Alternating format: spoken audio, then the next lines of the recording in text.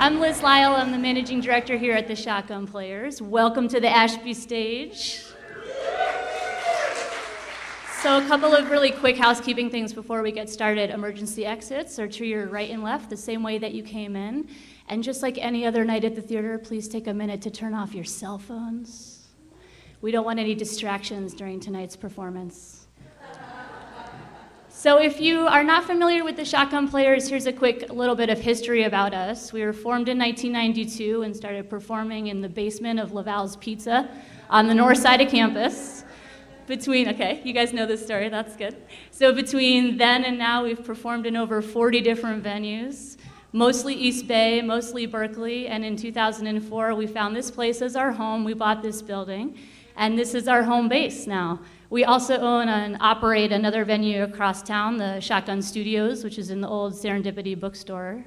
And we rehearse over there, we build our sets over there, our costumes. We also rent it out to artists and other arts organizations that need space. We do a work trade, so if people can't afford the rent, they can help us keep it clean and organized in order to do their stuff over there. But mostly what we do is we perform shows. So we're standing on a set right now of a play. This is called Kill Move Paradise. It's written by a guy named James Imes, and we're doing it in collaboration with the Lorraine Hansberry Theater over in San Francisco.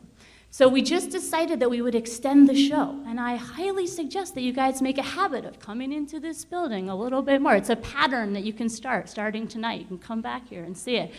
With all the plays that we do, especially this one, we aim to inspire and challenge our audiences a little bit. So they go back out on the street on Ashby after the show, feeling a little bit differently, maybe looking at the world a little bit differently, maybe acting a little bit differently. This may also happen to you tonight, so watch out. On behalf of the Lauren Business Association, where I'm also hanging out a bit, I want to welcome you to South Berkeley and the Lauren District. It's a beautiful neighborhood, and if you have some time after the show to walk around, we have some maps made by the LBA, and you can go get a bite to eat. There's a lot of good going around here, so feel free to hang out in the neighborhood a little bit if you can. Finally, I wouldn't be able to get up here without thanking the mayor for all the work that he does for the arts in Berkeley. There are some really, really vibrant organizations in this city, and they deserve the support, so thank you to all of you for making that happen and continuing to make that happen.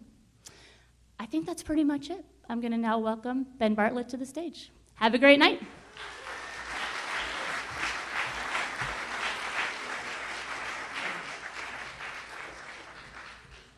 Thank you, thank you. Wonderful, warm introduction, Liz. Thank you so much.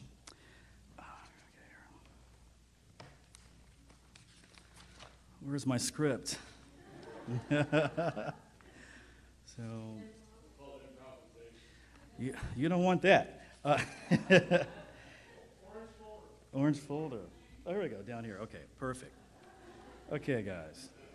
All right. Hello, everyone, and welcome to South Berkeley, and welcome to the Shotgun Players. And thank you to Patrick and Kimberly and Liz and the whole Shotgun Players family for welcoming us here. And I do want to echo Liz's comments about Kill Move Paradise. Wonderful show, very dynamic performance. Please go see it. Now, usually the State of the City address is always downtown. But tonight, this year, we're in beautiful South Berkeley, which also, I might add, is home of the oldest theater in Berkeley. And I want to tell you, it wasn't hard to make this happen. All it took was to ask the mayor, and his door was open, and he said yes. Now, I want to thank the mayor for being such a great friend to South Berkeley. It's an ongoing friendship, because through his leadership, we've begun to address the long-standing underinvestment in this district, with the largest funding outlay in years for traffic calming, traffic safety, road repairs, new funding for the arts, nonprofits, green space, affordable housing, infrastructure, the African American Holistic Resource Center, and parks. But of course, what I'm most proud of this year is working with the mayor and community leaders like Friends of Adeline and the NAACP to help Leonard Powell keep his home.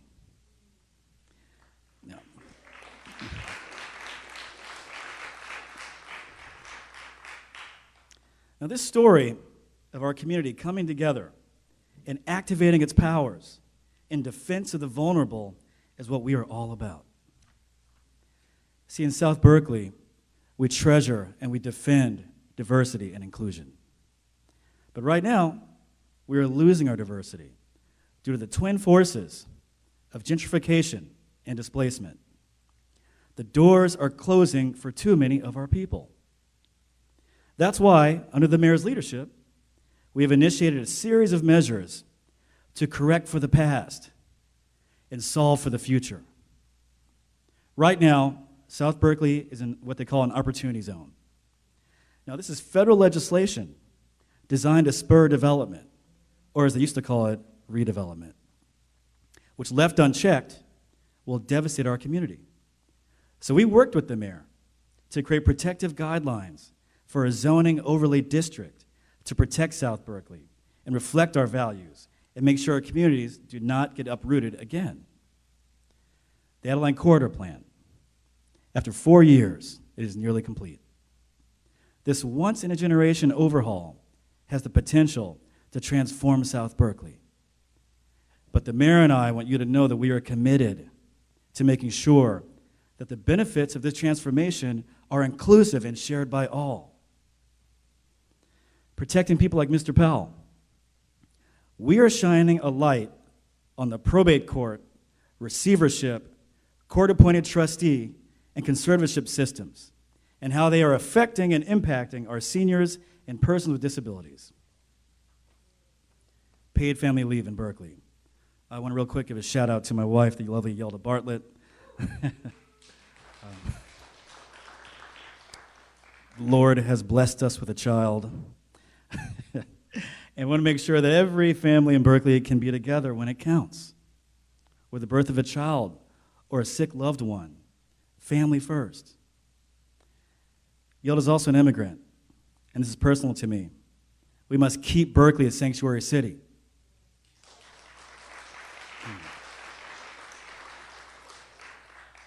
And we have to divest from ICE contractors and say no to the wall. So we believe here that housing is also a human right. That is why we are fighting for tenant protections, promoting ADUs, creating the Open Doors Initiative and the Tenant Purchase Act so that renters can become owners, equity in city contracting so that local people can share in the new prosperity, creating job pathways in the construction field for South Berkeley youth, securing over $200,000 in affordable housing funding to develop housing at the credit union site down the street here. And finally, launching the Step Up Housing Initiative, prefabricated supportive housing for the homeless with new forms of health care. All that's on the way. Now, I keep mentioning South Berkeley. It's because it means something. South Berkeley is more than a neighborhood. It's an identity. It's a way of life. It's a set of beliefs. We believe that no matter who you are or where you're from, what race you are, what status you are, what gender you are, and who you love, whether you're housed or unhoused, young or old, rich or poor, we believe that you have value and deserve a seat at the table.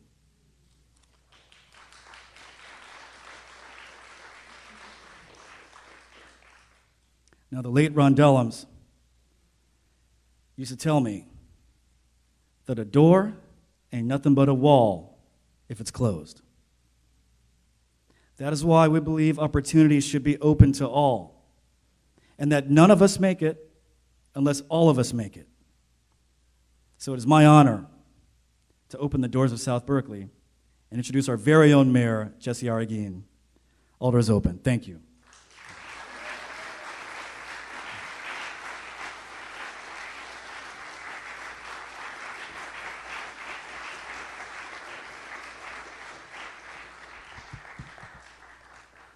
Good evening, Berkeley. Thank you to Berkeley City Council member Ben Bartlett for your warm introduction and for your ongoing efforts to lift up South Berkeley. District 3 and the entire city of Berkeley is fortunate to have such a visionary leader. It is wonderful to see so many Berkeley residents, business owners, and community leaders here tonight. I want to acknowledge a few elected officials who have joined us this evening. And I'm going to read from a list, so if you are in the house, if you can just please raise your hand so everyone sees you and recognizes you. We have members of our Palo Alto Community College Board of Trustees, Karen Weinstein and Nikki Gonzalez-Yuen. BART Board of Directors member Rebecca Saltzman. Our City Auditor, Jenny Wong. Berkeley Vice Mayor Susan Wengraf. And we're joined by, I think, a quorum of the Berkeley City Council. Council Member Cheryl Davila, representing District 2. Council Member Ben Bartlett, who you just heard from. Council Member Kate Harrison, representing District 4. Council Member Sophie Hahn, representing District 5. And Councilmember Rigel Robinson, representing District 7. I believe we're also joined by two members of the Berkeley School Board, Judy Appel and Khadijah Brown. And Beatrice Leva Cutler and Julie Sinai. We have several members of our Rent Board. I'm just going to read their names: Igor Tregub, James Chang, and the chair of the Rent Board, Paola Laverde. We're also joined by two members of the Board of Library Trustees, who runs our public library system: Diane Davenport, the president of the Board of Library Trustees, and Trustee Amy Roth. I believe our former state senator, Lonnie Hancock, is with us this evening. And former mayors, Shirley Dean, welcome Mayor Dean, and Tom Bates. And we're also joined by former members of the City Council, Gordon Wozniak and Chris Worthington.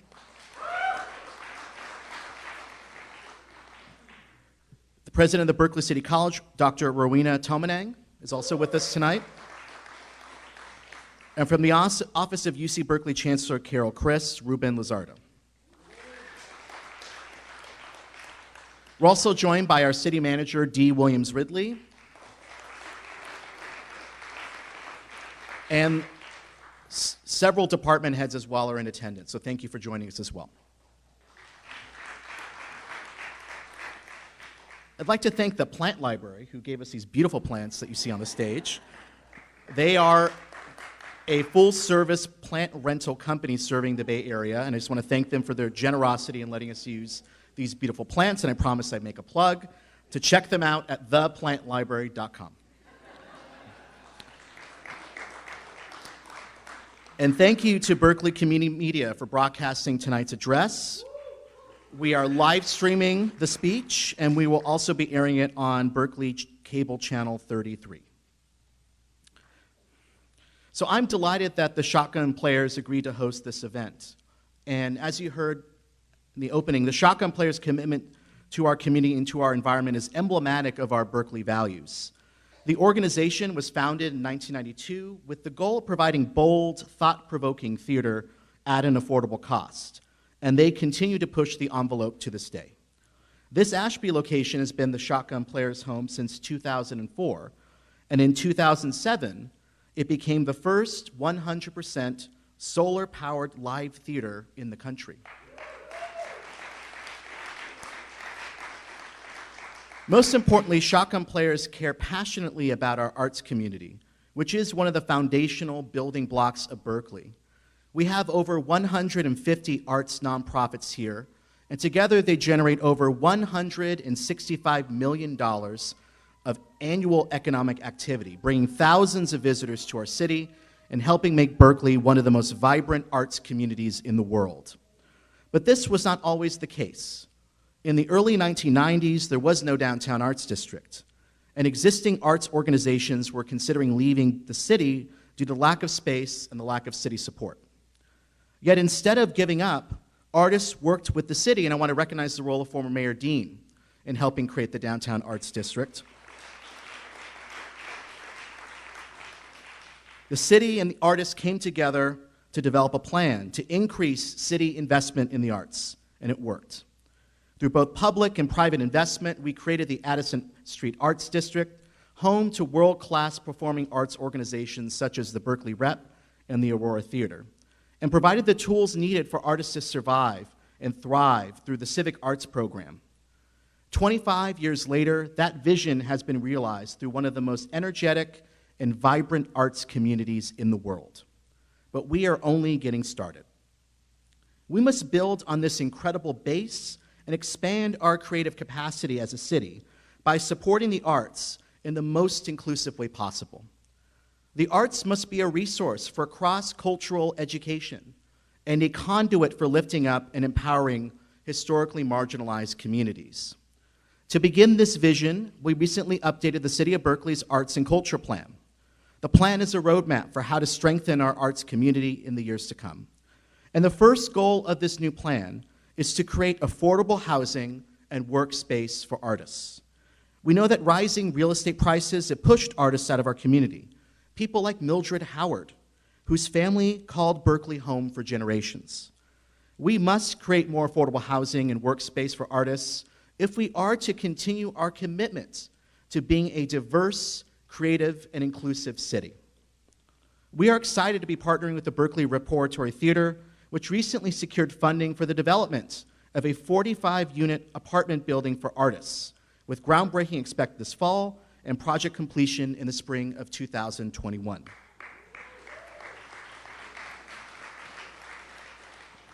As the city is launching its Measure O bond program and updating land use regulations, we must incentivize affordable live-work space for artists. Our Civic Arts Commission continues to provide critical grants for our artists and arts festivals, and our Arts Grants program has been expanded to support large, medium, and small arts organizations and individual artists. As real estate prices increase, arts organizations are struggling to stay in Berkeley and need additional support. The expansion of the program is due to the dedicated service of our Civic Arts Commission and recent funding provided by the City Council. 2 years ago, during our budget adoption, I proposed to increase the arts grants to $500,000 a year, the largest amount the city has ever provided for the arts.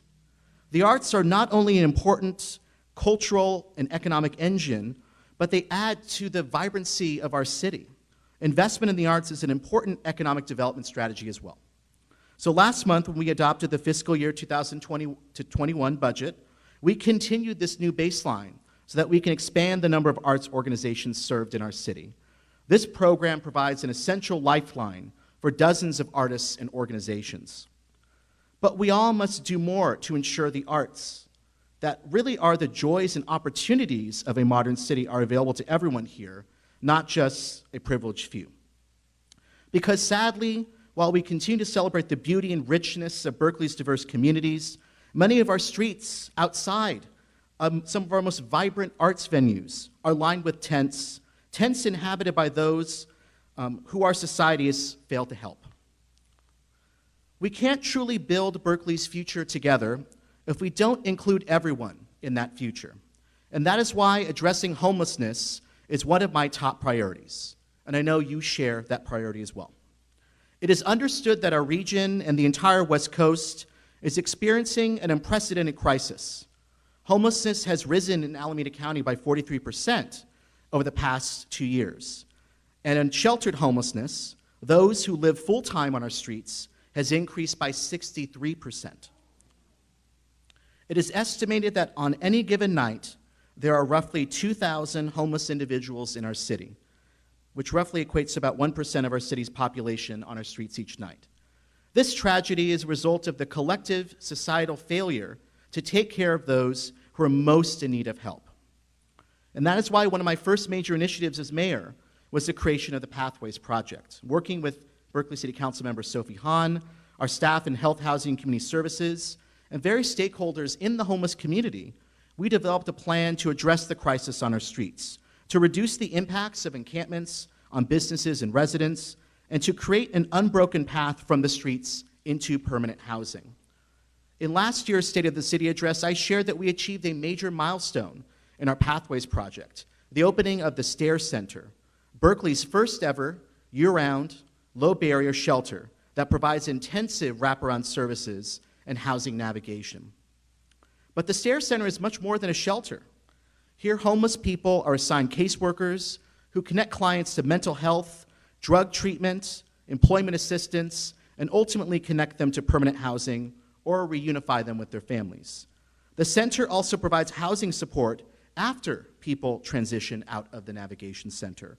And I'm proud to say, after 13 months in operation, that 170 people have used a stair bed and 102 people have been housed.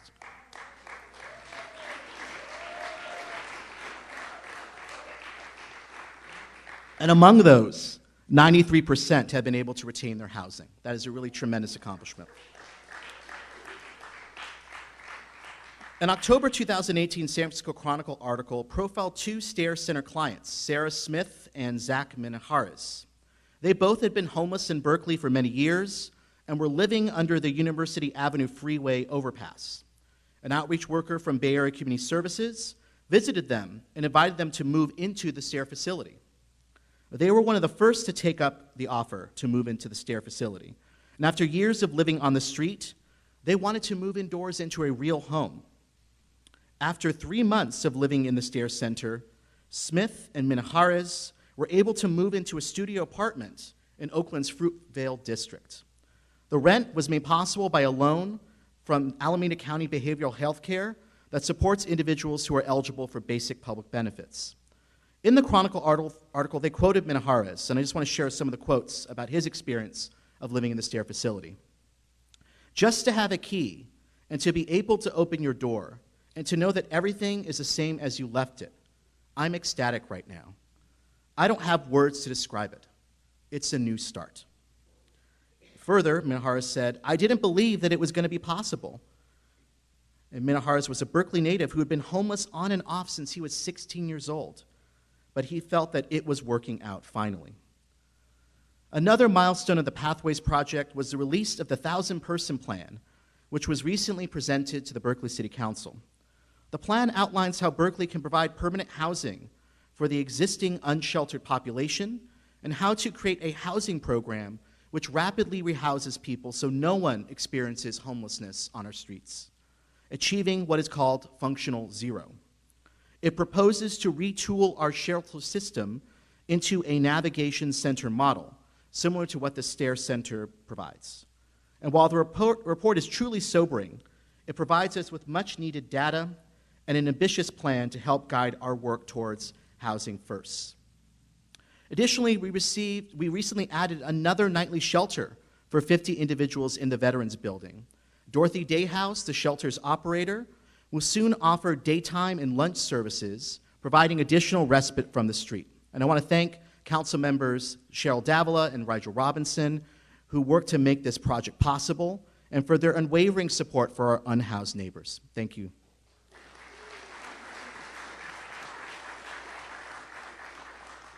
This year, we also increased our mental health outreach. We launched our new Downtown Streets team, which provides job training and helps to keep our streets cleaner.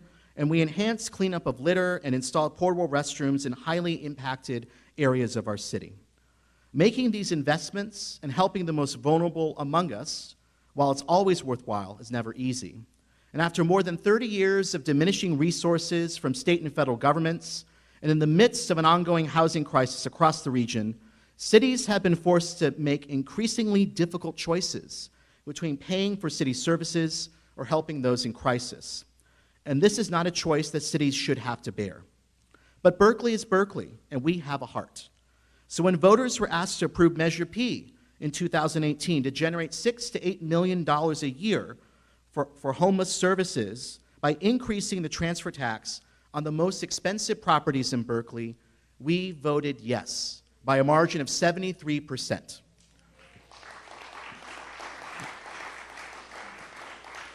And this measure will fund critical homeless and mental health programs, will ensure the continued success of the Stair Center, will enable us to increase mental health outreach, to offer more shelter beds and lockers, to support vital drug treatment, job training, and employment assistance services, and ultimately connect more people to permanent housing.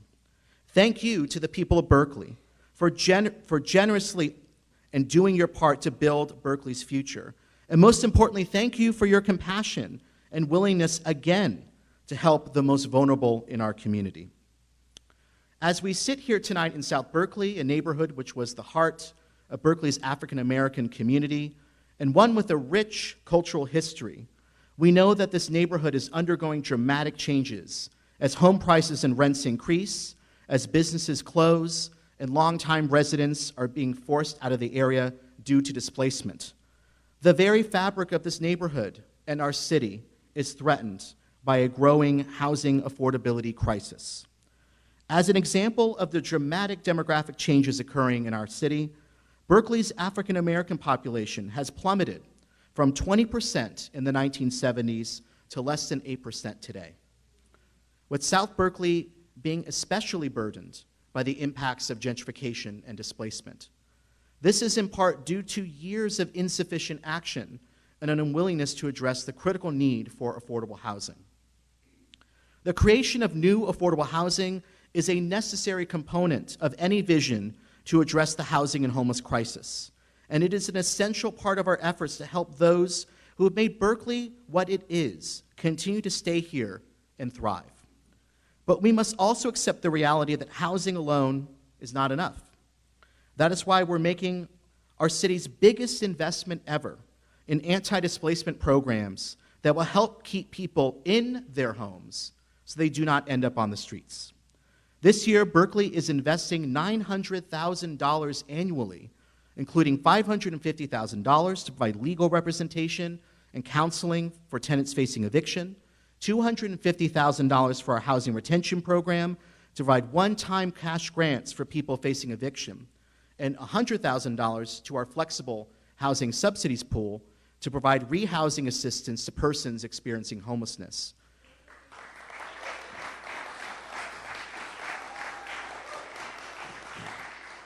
With this additional funding, hundreds of more renters will have access to services that could mean the difference between living in a home and living on the streets. And this funding was a result of Measure U1, passed by Berkeley voters in 2016, which is an increased tax on large property owners to support general municipal services such as funding to prevent homelessness and to create new affordable housing. In a 2018 community survey, a plurality of residents said that building affordable housing is the most important issue facing Berkeley. And I agree, which is why the City Council embarked on developing a $135 million bond for the development of affordable housing for low-income households, working families, and individuals including teachers, seniors, veterans, the homeless, and persons with disabilities. And once again, thank you, Berkeley voters. Measure O won by a landslide. And as a result, we have secured an unprecedented amount of funding that could be matched to develop hundreds of units of affordable housing over the next few years. Along with Measure U1, Measure O is yet more evidence that the voters of Berkeley want to ensure that our city is a place that everyone can call home for generations to come. Several projects have already been funded through this new Measure O bond program, including the 142-unit Berkeley Way project, which is located on a current parking lot in the downtown. This is the largest permanent supportive housing project in Berkeley history. It will provide 89 units for people whose incomes are at or below 60% of the area median income, which equates to a salary of below $52,000 a year. It also includes 53 units of permanent supportive housing for our homeless and for people with disabilities, and includes a new emergency shelter on the ground floor, as well as a hub for social service providers to provide healthcare, mental health, and housing navigation centers in the building for homeless clients. Groundbreaking will take place next year with an opening in early 2022. Another project at 1601 Oxford Street will provide 35 units of low-income senior housing in North Berkeley, and construction is expected by the end of the year with its opening in early 2021. Thank you to the Berkeley Food and Housing Project and Satellite Affordable Housing Associates for your efforts in making these projects a reality. To further implement the vision of Measure O, the city is launching a request for proposals to allocate the remaining Measure O dollars, and the Measure O Bond Oversight Committee will be reviewing proposals and making recommendations with the goal for our council to make funding awards by December of this year. In addition, last year, Berkeley launched its Small Sites program to provide financing for the acquisition and rehabilitation of smaller multi-unit properties to preserve affordability, with particular focus on conversion to limited equity cooperatives. The Bay Area Community Land Trust, or BACLT, is the first nonprofit to receive funding through our Small Sites program for a property at 1638 Stewart Street. Working in partnership with the McGee Avenue Baptist Church, BACLT is converting a long vacant church-owned apartment building and cottage into permanently affordable housing. This project, hopefully the first of many, shows how through creative partnerships with the city, nonprofits, and the community, we can find ways to address our affordability and displacement crisis. And my goal is to grow the Small Sites program to up to $10 million in funding to grow our capacity to preserve affordable housing in the city of Berkeley. While creating housing for our most vulnerable residents is a priority, we must also ensure that our workforce is not being priced out of our city. Those who work in Berkeley should be able to afford to live here. And that is why we are partnering with the Berkeley Unified School District to create a plan for educator workforce housing. Teachers and staff are best able to help their students when they are part of the community that they work in. And we have heard too many stories of teachers being forced to move to the outer edges of the Bay Area due to the high cost of housing, often commuting over 2 hours a day to get to and from work. This has a major impact on their ability to prepare each day for their students. To best support the people who teach and work with our students every day, we need to bring our teachers back home to the community that they serve. And Measure O will help achieve this reality.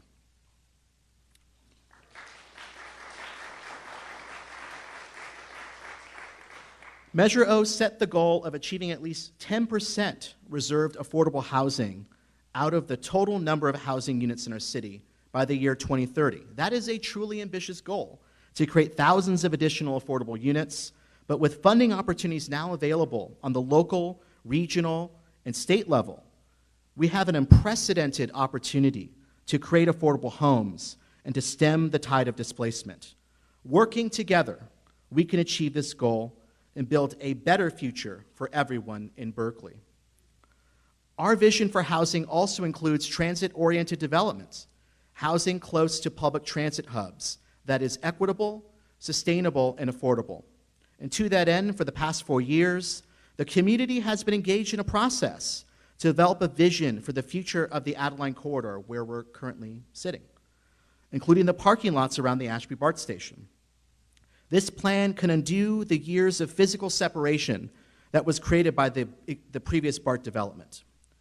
In the 1960s, when the BART system was in development, there was a concern about how its construction would rip up the fabric of the neighborhood, resulting in de facto segregation, with the tracks creating a physical boundary between neighborhoods west of Adeline and the more affluent neighborhoods to the east. But this is Berkeley, and we like to do things differently. The neighborhood organized to oppose this plan, and through the leadership of people like Mabel Howard, they were able to work with the city council, led by a Republican mayor, Wally Johnson, to place a measure on the ballot to fund the undergrounding of the BART tracks. 83% of Berkeley voters agreed on this bipartisan measure, creating the legacy we see today. Those tracks did not divide the heart of our city. And that story shows the power of our community. And we see that reflective in our draft Adeline Corridor plan. For the past 4 years, the city has been working with the people of South Berkeley to develop a vision for the future of the Adeline Corridor. This community-driven process has resulted in the creation of a draft plan that focuses on equity and sustainability. To preserve the diversity of South Berkeley, we are calling on 50% of all new developments to be affordable.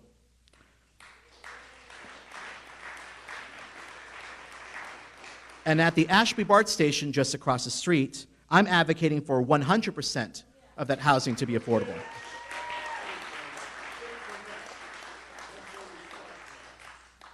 As proposed, Ashby BART would also be home to a new plaza that could serve as a community gathering space, including space for the incredible Berkeley Flea Market.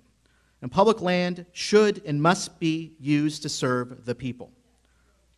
The Adeline Corridor Plan is more than just creating housing. It's about investing in the community. We want to provide the tools needed for events such as the Juneteenth Festival to thrive. We want to develop the African American Holistic Resource Center as a way to remove the inequities and disparities faced by our African American community. And we also want to see a right to return policy to allow those that have been displaced to come back home. The proposed plan will also see major improvements to important thoroughfares and intersections in the area. Adeline was originally designed as a multimodal route. In fact, the key system went all along the route. But today, it's a mecca for cars. It's time to move away from what was the transportation policies of the 1950s and to redesign the road so it's safe and accessible for everyone, whether you walk, bike, or take the bus.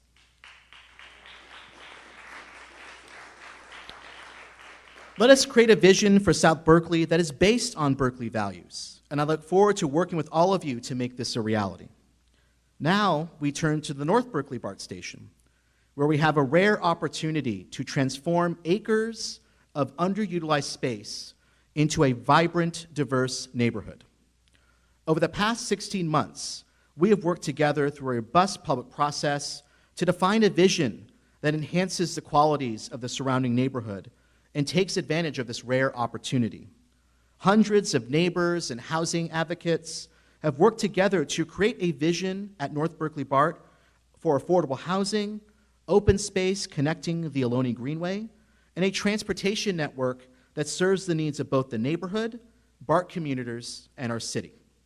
I want to thank former Councilmember Linda Mayo, Councilmembers Rashi Kesarwani, Ben Bartlett for his advocacy around Ashby BART, and members of the community, especially those who spent countless hours developing their visions for the future of these stations. And as our community grows, it puts pressure on existing infrastructure. Growth pressure combined with an evolution in transportation alternatives has created a transportation safety crisis. Any death or serious injury of a pedestrian or cyclist is preventable and unacceptable. And I remember the shock and pain of learning that our friends, School Board President Judy Appel and her wife Allison Bernstein, were critically injured when they were hit by a car in a crosswalk in January of this year. They are making remarkable progress, and on behalf of the community, I want to wish them full speed and strength in their recovery, and I'm sure we all send our well wishes to them.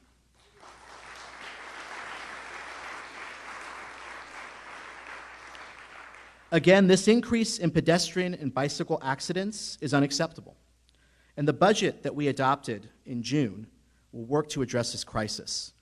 We are allocating significant funds for improving the safety of our streets, particularly on hazardous roads and intersections. The city has also made a serious investment in safety by securing funding to implement Vision Zero. This project has a simple but ambitious premise: to eliminate all pedestrian and cyclist deaths and serious injuries from car crashes. In order to build this goal, we launched a task force this year to identify ways to improve the safety of our streets in an equitable, transparent, and data-driven manner. The Vision Zero Task Force will be making recommendations to the City Council this fall, and I want to thank Councilmember Lori Drosty for her leadership on this issue.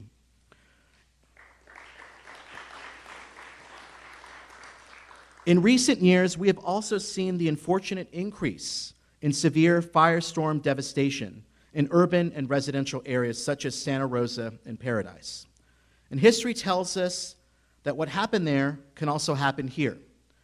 In 1923, a wildfire raged and ravaged the Berkeley North Side neighborhood, only stopping at the edge of downtown, thanks to an aggressive mutual aid response and shifting winds. The more recent 1991 Oakland Hills firestorm is still fresh in our memories, and the scars are still visible in our hills. But there is much that we can do to prepare and to prevent the next big fire. Earlier this year, I joined Governor Gavin Newsom in announcing the North Orinda Fuel Break, a major project along the East Bay Hills to reduce unsafe vegetation and provide more firefighting resources to reduce the threat of fires along the wildland-urban interface. Thank you, Vice Mayor Susan Waingraff and Fire Chief David Brannigan, for your ongoing work on fire safety and preparedness and proposing new funding for vegetation management, emergency training, and communications. Thank you.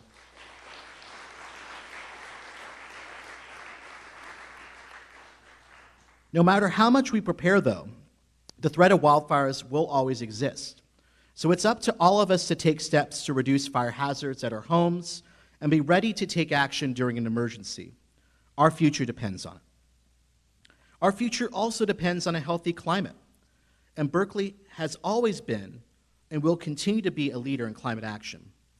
Earlier this year, we made national headlines by becoming the first, but certainly not the last, city in the United States to pass a single-use disposable foodware ordinance.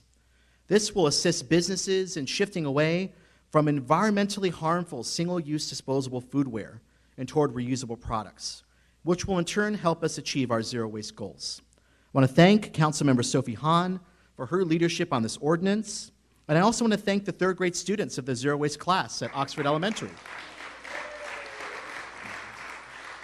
I remember visiting them, and they showed me that you can actually reduce your waste into a mason jar. So they have proven to us adults that we can create a zero-waste environment, and they show that despite their age, they are ready to lead on climate change. Last year, the Berkeley City Council adopted two important policy positions. We declared a climate emergency due to worsening climate impacts and adopted a policy to make Berkeley a fossil fuel-free city by the year 2030. Soon after Berkeley's action, neighboring cities adopted climate emergency declarations. The fires last year and the poor air quality are an example that we are already experiencing the devastating impacts of climate change. We must recognize that this is a climate emergency, and we must take bold action to reduce our emissions, advance resilience, decarbonize the grid, and promote a just transition of our economy. I want to thank Councilmember Cheryl Davila for bringing these important policies to the Berkeley City Council. Thank you, Councilmember. And as recently as July 16th, Berkeley once again made history by adopting an ordinance that prohibits the use of natural gas in new buildings effective January 1st, 2020. This law, the first in the nation, would prohibit newly constructed buildings from including natural gas infrastructure and would require them to shift to all-electric infrastructure. By promoting electrification, we are cutting off our reliance on fossil fuels, which wreak havoc on our climate and our environment and are highly volatile. This is a necessary step to implement our climate emergency declaration and our climate action plan. I want to thank Councilmember Kate Harrison for all your hard work in crafting this visionary policy and for bringing this important issue to the City Council. Thank you, Councilmember Harrison. There are so many other climate challenges that our planet will experience as a result of human exploitation. And for our part, at least here in Berkeley, I am grateful for the passion of our community in taking these challenges head on. Your commitment is truly making a difference. And as we look to the future, we are creating a vision for Berkeley, a vision we are calling Vision 2050, that is a vision for a city that is green, modern, and efficient. In 2018, 85% of Berkeley voters approved an advisory measure calling for my office to work with residents and experts to develop a 30-year plan for the implementation of climate-smart, technologically advanced, integrated, and efficient infrastructure to support a safe, vibrant, and resilient future for Berkeley. And over the past year, my office has led the Vision 2050 Task Force, which is dedicated to implementing step one of this process. While there are dozens of people volunteering on the task force, I want to specifically thank former Councilmember Gordon Wozniak and Commissioners Ray Yep and Margot Schuler for their leadership.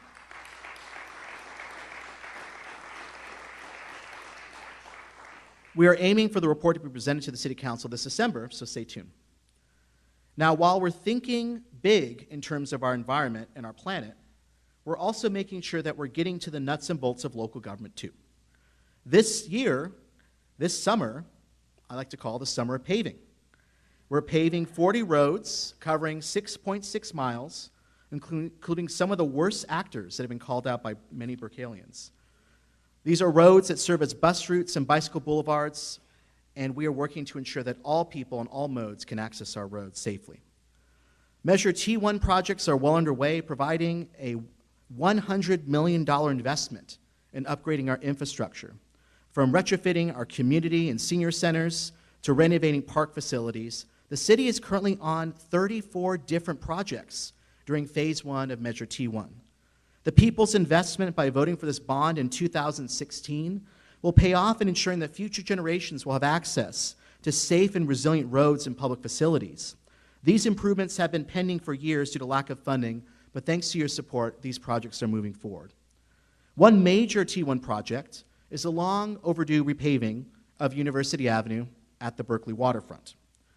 If San Francisco's Lombard Street is known for being the crookedest street in the world, University Avenue could be up for contention for the bumpiest street in the world. But in 2020, the stretch will be replaced with a new, smooth road leading people to and from the Berkeley waterfront.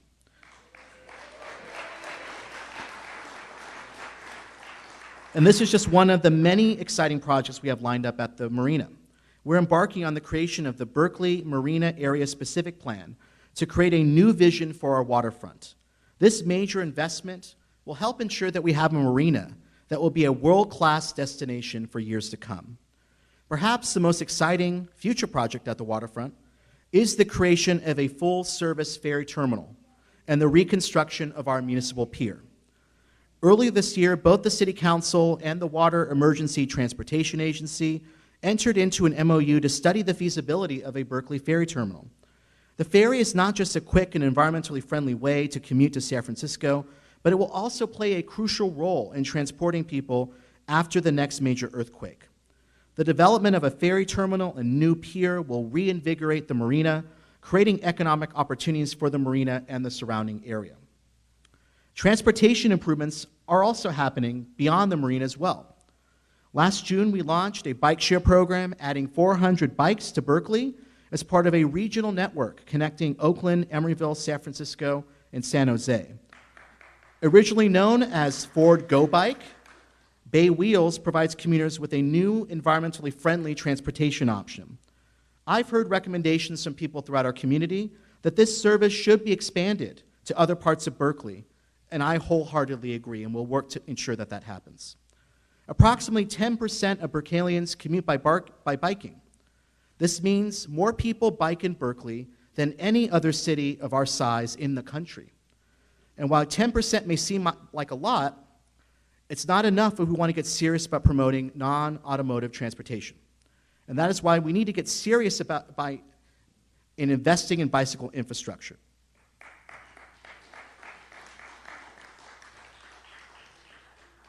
Under our bicycle plan, we set a goal of increasing ridership by 50% by the year 2025. And to do that, the plan calls for an investment of almost $35 million to create and upgrade over 66 miles of bike lanes. The first project identified in our bike plan is the Milvia Street Bikeway, which is now funded and will start construction next year. This funding was made possible by a $19 million grant from the State of California Strategic Growth Council from proceeds from the state cap and trade auctions. Our community has made it clear that their vision for the future of transportation is a diversity of multimodal transit that moves people away from a car-centric ideology. With proper investments, we can make that a reality. Our local economy is thriving thanks in part to many unique small businesses that call Berkeley home. We have a flourishing network of business associations that work to enhance our neighborhood shopping districts. Yet we know that many small businesses face challenge in setting up and expanding, and facing delays in the permitting process, and they also face rising rents. We need to remove regulatory barriers that may prevent businesses from opening up shop and provide support as they navigate the permitting process and other city regulations. In 2017, working with Councilmember Sophie Hahn, we proposed a small business package, an initiative designed to provide relief and to support our small, locally owned businesses. This item was the highest ranked referral that year, and since that time, our Office of Economic Development has done an incredible job seeking the input of businesses and designing policies and programs to strengthen our business sector. Earlier this year, the Council adopted an ordinance making 6 critical changes to our zoning code to streamline the permitting process for new small businesses. One major issue facing many businesses is what to do when the owner retires. How can we assure long-term sustainability of a business and give the workers upward social mobility? Co-ops have always been part of Berkeley's identity, from the old co-op grocery store to student housing cooperatives and cooperative businesses. Co-ops provide democratic control and ownership, and at a time when corporate chains are pushing out many small, locally owned businesses, encouraging worker cooperatives is a very Berkeley approach to the issue of succession planning. And that is why Berkeley has partnered with Project Equity to help convert these businesses into worker cooperatives. This is an exciting initiative that will allow long-lasting businesses to continue serving our community while giving its employees a stake in the business. I want to thank the City Council for providing $100,000 in funding for technical assistance for cooperative conversion.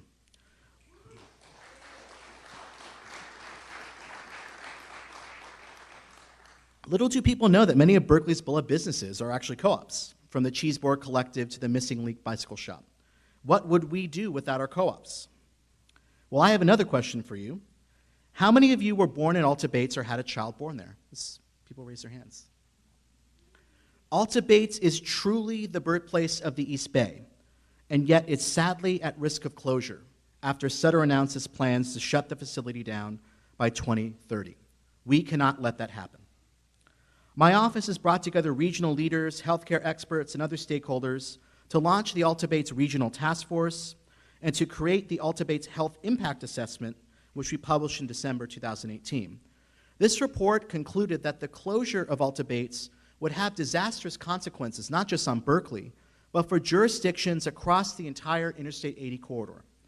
The findings show that we can expect longer wait times, higher medical costs, and reduce access to emergency services, especially during natural disasters. I am committed to working with our community to hold Sutter accountable so we can save Alta Bates Hospital.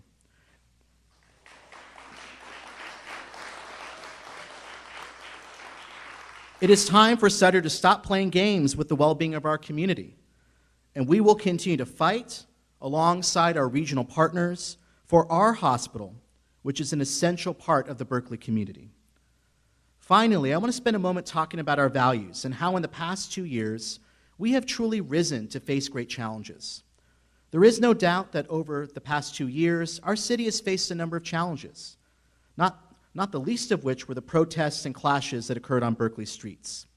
And even though these are trying times, it's moments like these that bring out the best in people.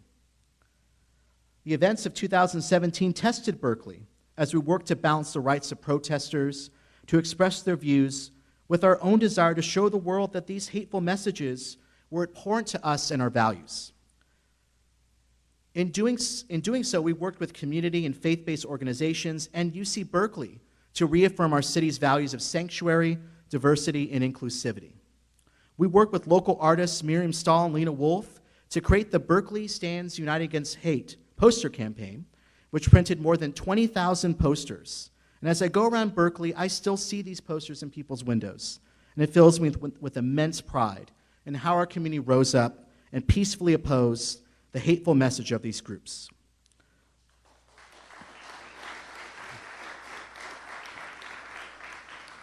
Last year, during my State of the City address, I called on our city to make a renewed commitment to our progressive values in the face of a hostile federal administration and to show the world what we stand for. I am proud that Berkeley is a leader in the resistance. And when the federal government separates immigrant children and cruelly imprisons them in internment camps, we will speak out.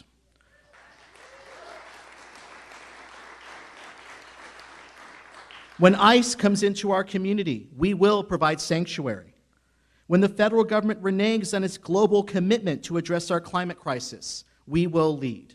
And while the Trump administration retreats from the challenges of our day, America's cities, the great engines of innovation and diversity, must lead. We also have a responsibility to speak out against injustice, to demand change, and to lead on the progressive issues of our time. We must serve as a beacon of hope in the darkness. Despite tremendous challenges facing our nation and our city right now, I remain hopeful for Berkeley's future. We have risen to the occasion over the past year and begun to work to address the long-standing challenges of affordability, inequality, poverty, and opportunity. In Berkeley, we do not turn our back on the least fortunate, but we work to give people a hand up. And each and every day, we are working to create an equitable city. A city where young families, teachers, and service workers can afford to call home. A city where all young people graduating from our high school or college feel optimistic about their future. A city where communities of color feel safe and welcome and can still afford to live here. We are a proud sanctuary city, and we are committed to defending the safety and rights of immigrants, refugees, and other vulnerable communities. We are a city where people who need help with housing, food, or other basic needs can get it. We are a city that retains the diversity that makes our city such an amazing, innovative, and dynamic community. And I know that when we work together and combine our collective efforts, we can show what it looks like to build a future that everyone can take part in. In closing, it is the greatest honor of my life to serve as mayor of this amazing city. Thank you all so much.